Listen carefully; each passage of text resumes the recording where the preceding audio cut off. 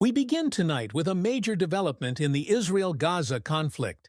A senior Hamas official has declared that the group is suspending any engagement in ceasefire and hostage release negotiations, accusing Israel of waging what he calls a starvation war against Gaza's civilian population. This comes as Israel's Security Cabinet approves a sweeping new military strategy, one that could lead to the indefinite occupation of Gaza and the forced displacement of over 2 million people.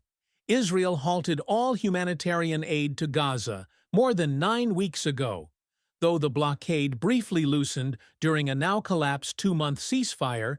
The full offensive resumed on March 18th.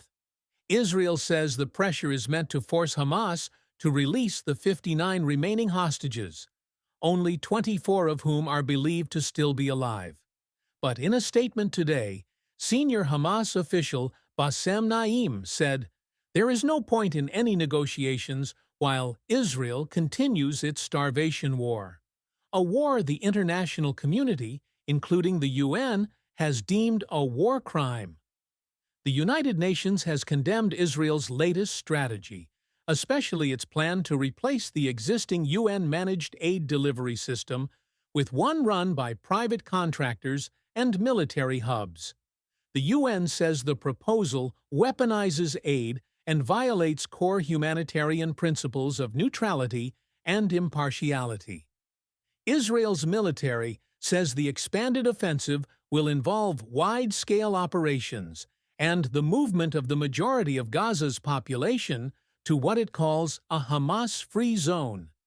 Officials insist this is for civilian protection and part of a broader plan to dismantle Hamas entirely.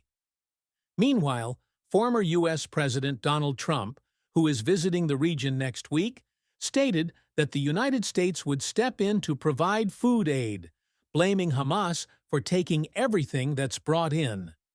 Inside Gaza, desperation is growing.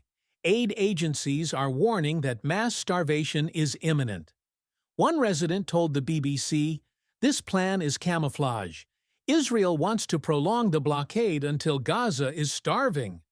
Another pleaded simply, "We just want to live, eat, and survive."